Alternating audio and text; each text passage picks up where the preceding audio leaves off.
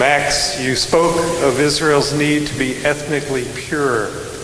How does this compare to the same arguments in Germany in the 1930s? Well, they're not exclusive to Germany in the 1930s.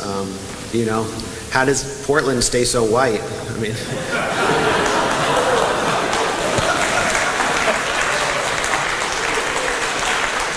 it's not an accident. Settler colonialism has a certain logic to it, and the United States managed to consolidate its own ethnic purity in through very undemocratic means, namely genocide. Native Americans were concentrated, much in the way that Palestinians will be concentrated. But what we're witnessing in Israel-Palestine is an ongoing system of settler colonialism, whereas the U.S. moved into a different quasi-democratic phase after the genocide was consolidated.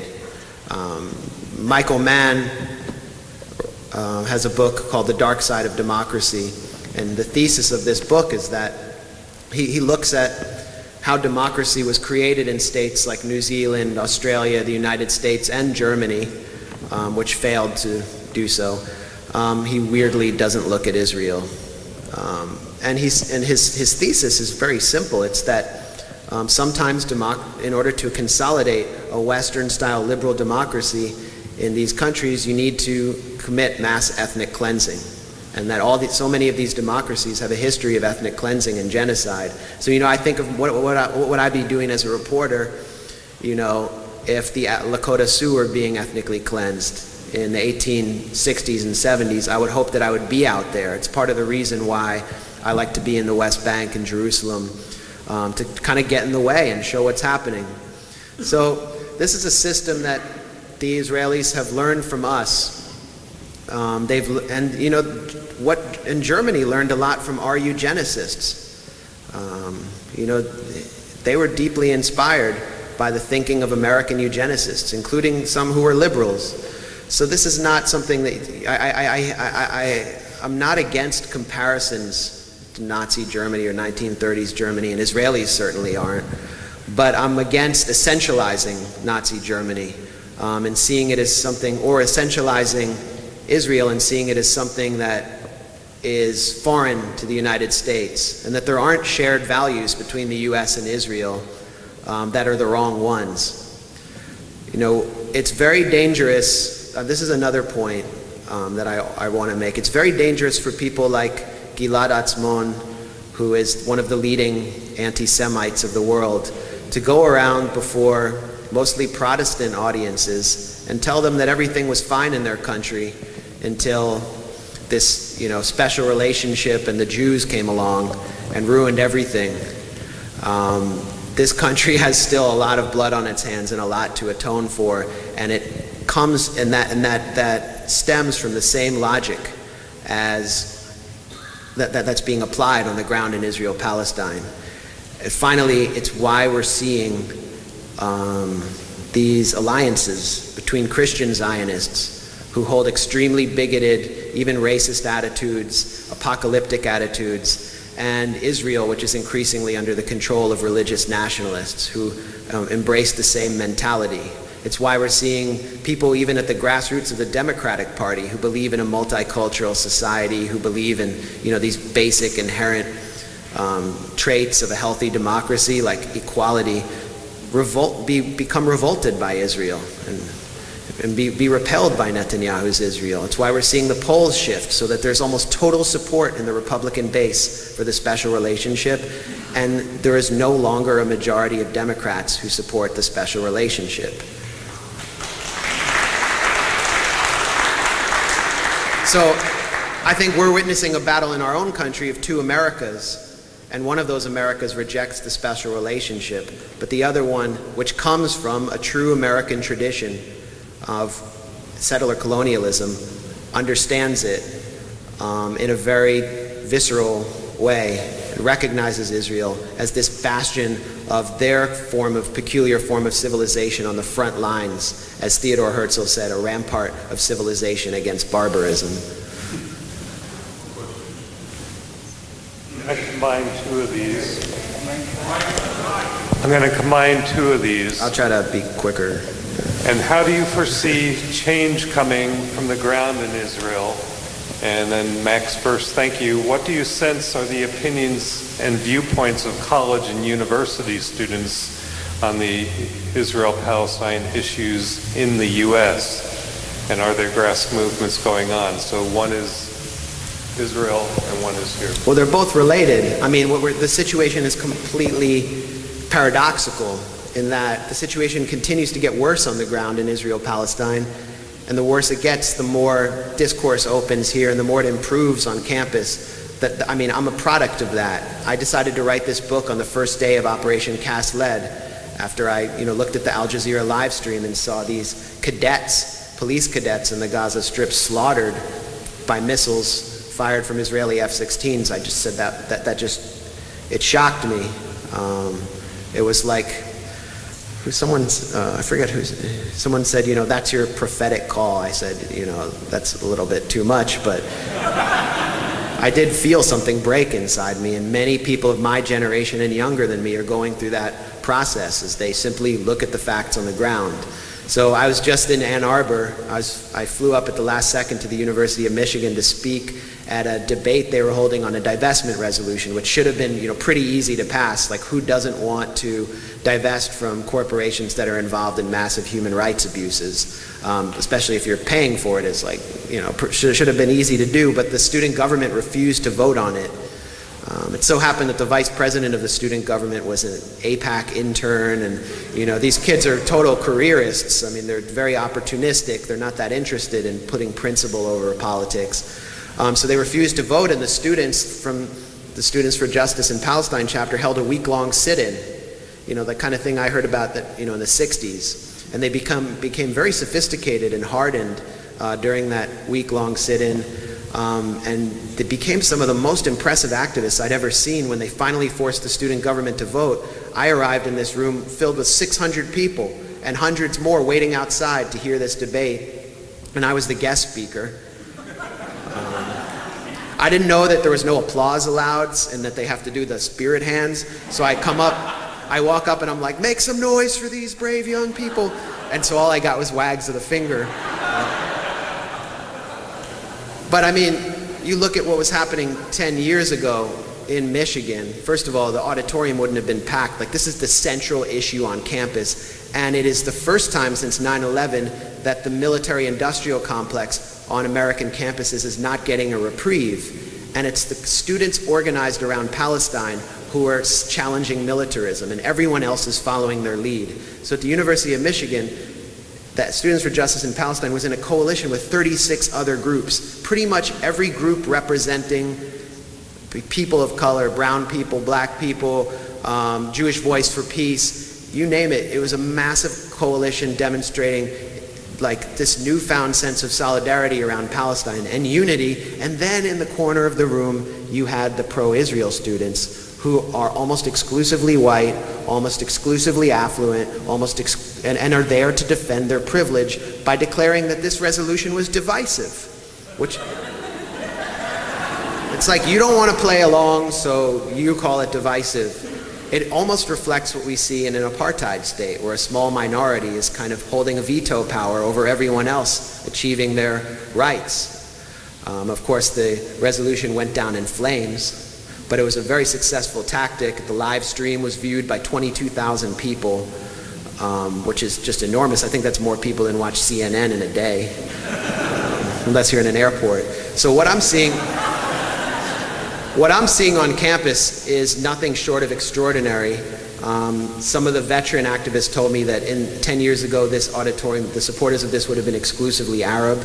Now it's like only half Arab, and not even majority Muslim. There are, white Jewish kids. The Black Student Union supported it. It just keeps growing, and what I've seen around this country is something I've never seen in my short life. It's so extraordinary and so inspiring, and you have to assume that at some point this movement will begin to inch into the mainstream and begin to be able to change the situation on the ground. I don't see a tipping point right now. But what I can tell you is that many of you have been in this much longer than me, and you've made it possible for those young people to do what they did by remaining steadfast. And you've made it possible for me to make this book viable. So everything that you've done is definitely not in vain, even as bad as the facts on the ground seem.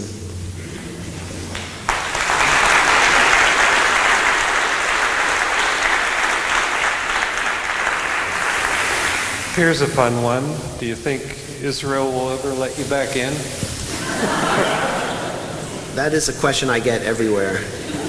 And it says a lot about Israel and its imperatives. That we know that the state of Israel deports over 100 Arab Americans, primarily because of who they are, for fear that they'll settle there, they'll produce more demographic threats.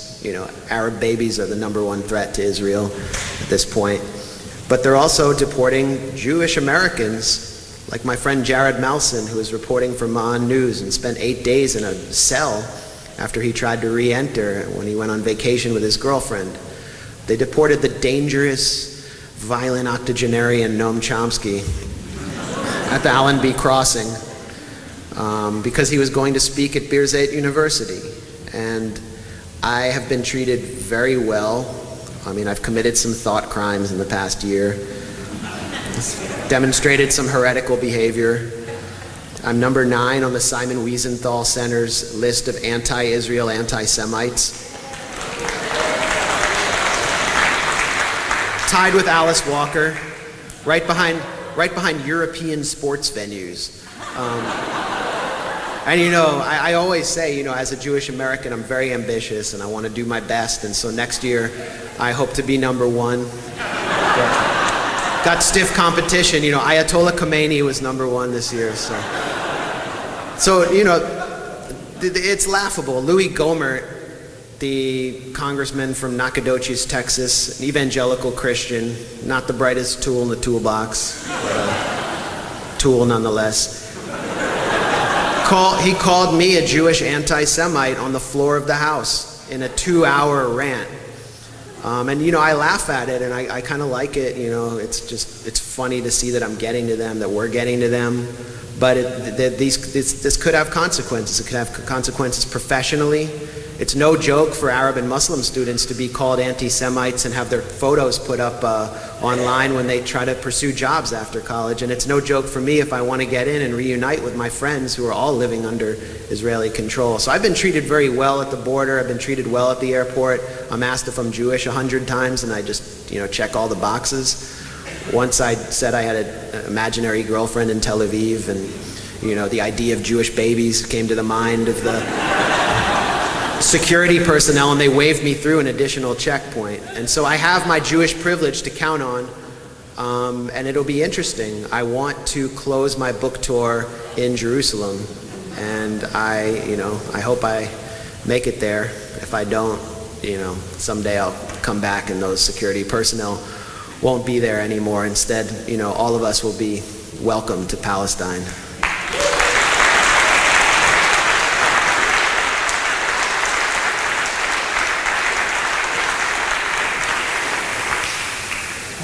I'm not sure if these were related questions or not, but they have kind of the same penmanship.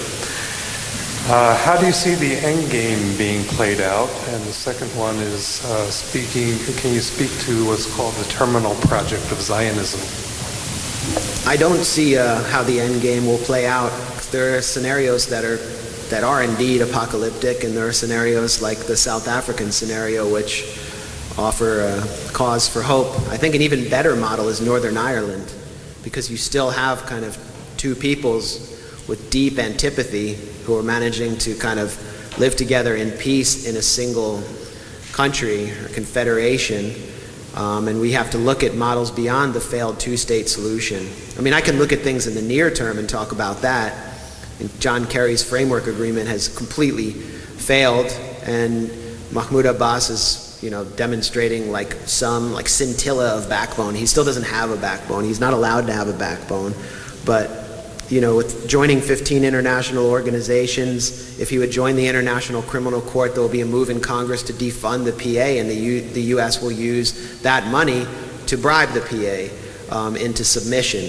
And if you look at the situation in the West Bank, it's a complete house of cards, created by the US and the EU, where you have 1 out of 4 households completely dependent on a PA salary, which is like 1 out of 4 people, and these are people who are the heads of households. So you take away that salary. I was there actually a year ago, and the salaries had gone down, had been halved. And everyone is in debt because they've been put in this neoliberal model where they've been told to get cheap houses, to move into Rawabi or whatever, and put everything on credit, to buy cars on credit, to get cell phones on credit. The communal nature of Palestinian society that enabled the first intifada has been shattered. So you take away the salaries, and what happens? You have complete chaos. And of course the PA can't last forever, it needs to go. That could lead anywhere. But ultimately, I do see Israel eventually returning to its role as the direct occupier. I see the two-state solution completely collapsing, and there was a poll recently commissioned, a GFK poll by Shibli Telhami from the Brookings Institute. Telhami is, I think, the only Arab American I can think of who has actually served on a negotiating team for the US. And he asked Americans, 1,000 Americans, across political lines, what do you favor if the two-state solution collapses? A Jewish state or a single state with equal rights for all? And 64% of Americans declared that they favored a single state with equal rights for all. Only 24% supported a Jewish state in that scenario. So that's what's coming down the road for Israel. And in the meantime, we've got BDS on steroids. I mean, it's just going to spread so rapidly. Yeah.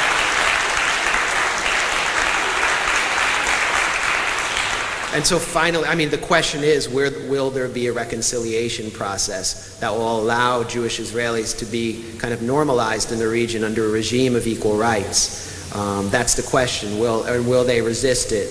And I can't really speak to that. I can tell you that if you look at Eugene Terreblanche and what he did, this far-right figure, the kind of Meir Kahane of South Africa, he attempted to bring back the apartheid regime after apartheid collapsed, and he carried out many terror attacks before it collapsed in the final days. And there will be something similar, a sort of Terreblanche style movement as the date of reckoning grows closer. We see the activities of the pro-Israel lobby grow more and more fervent and vicious. The smears are getting more personal.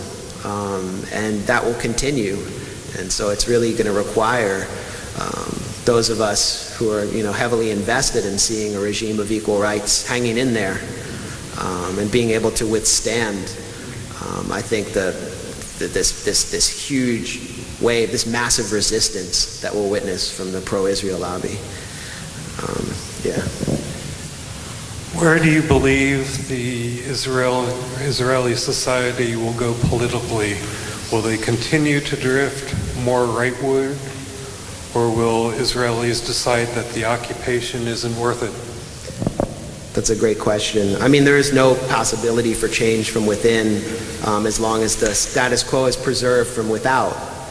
So the more that I think that the boycott and what we're seeing in Europe with the EU actually and European banks refusing to fund settlements, refusing to allow settlement goods on shelves in Europe, this is actually opening democratic space inside Israel.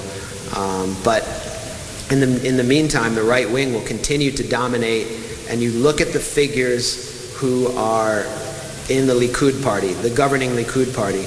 There's Netanyahu, who positioned himself in the 80s as more radical than his mentor, Yitzhak Shamir, who is the leader of the Stern Gang.